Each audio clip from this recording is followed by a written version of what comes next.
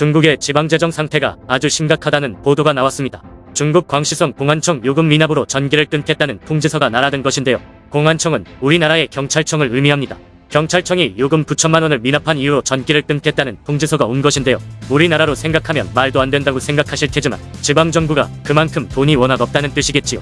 일부 지방정부에서는 공무원들이 몇 달째 월급을 못 받는 경우도 있다고 하고, 추운 동북 삼성 지역에서는 지금까지 해주던 보조금 지급을 못 해주더니 영하 30, 40도의 추운 날씨임에도 가스 공급을 끊어 어려움을 겪었다고 합니다.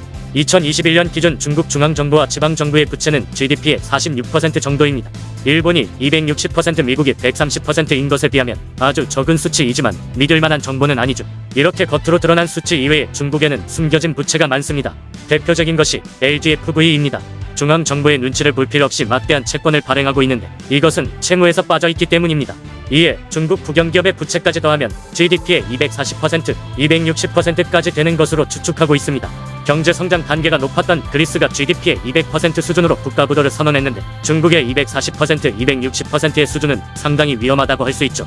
루치르 샤르마 모건 스탠리 신흥시장 부문 총괄사장이나 IMF에서는 부채 규모도 중요하지만 얼마나 빠른 속도로 부채가 늘어났는지도 굉장히 중요하다고 평가했는데요. 연구에서는 부채 증가 속도가 빠르면 빠를수록 국가부도, 금융위기에 심각한 위기를 겪는다고 합니다. 그런데 중국은 2008년 이후 13년 동안 지방부채가 4배가 넘게 뛰었습니다. 중국은 왜 이렇게 지방부채가 많아졌을까요? 첫 번째, 2008년 글로벌 금융위기입니다. 2008년 이전 부채 문제에 대해 건전했던 중국은 이전까지의 전략을 수정하고 미국을 추월하기 위해 돈을 찍어내며 경제성장 전략으로 세계의 공장으로 대표되기 시작합니다. 두 번째, 경제성장률로 성적표를 매기던 중앙정부 평가 기준 덕에 지방 관료는 출세를 위해 과도한 빚을 지기 시작했고 재무 건전성보다는 자기 임기에만 이 문제가 터지지 않기를 바라는 여행으로 지방재정을 운영해왔습니다. 세 번째, 부동산입니다. 토지 사유화가 안 되는 중국은 주택지는 70년 빌려주며 토지 사용료를 받는데 최근 40년 동안 부동산은 폭등의 연속이었고 지방정부는 땅 장사로 이속을 챙길 수 있었습니다. 이런 땅 장사로 지방 세수의 40%, 60%까지 충당하다가 최근 1년 반 사이 날개 없는 추락을 하다 보니 부위청이라고 하는 유령 도시가 생겨날 지경입니다. 네 번째는 코로나 영향입니다. 최근 3년간 진행된 제로 코로나 정책으로 일상적인 유전자 증폭, PCR 검사 비용을 지방정부가 감당하면서 재정 여력이 바닥이 났습니다. 대표 부자 지역인 광둥성만 해도 지난해 공공예산 중 보건 분야만 2,075억 위안 약 39조 5,700억 원을 썼습니다.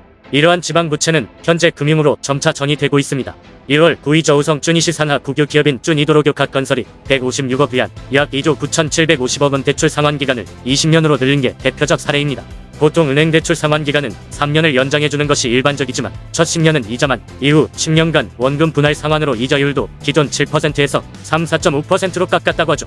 홍콩 사우스 차이나 모닝포스트는 저개발 지역 내 대출기관은 파산할 수도 있다 라고 경고하고 있는데 이러한 금융부실 경고 등에도 불구하고 중앙정부는 어떠한 해결책도 제시하지 못하고 있습니다. 오히려 지방정부 특별채권 발행을 독려해 지난해보다 50% 추가한 2조 1,900억 위안을 승인하는 초강수를 두고 있습니다. 이러한 중국의 부채가 온전한 자본주의를 표방하는 체제가 아니기 때문에 파산하지는 않겠지만 미국과 중국의 패권전쟁에서 분명 중국은 핸디캡을 가지고 있는 상황이고 막대한 보조금으로 기업 경쟁력을 높여주던 방식은 이제 더 이상 통하지 않을 것으로 보입니다. 오히려 우리나라는 실리적인 외교 정책과 보조금 정책으로 일관하던 중국 기업과의 경쟁력이 살아나면서 약진의 기회가 생길 것으로 보입니다. 부디 정책 당국의 유효 적절한 위기 대응 능력이 요구되는 시점입니다.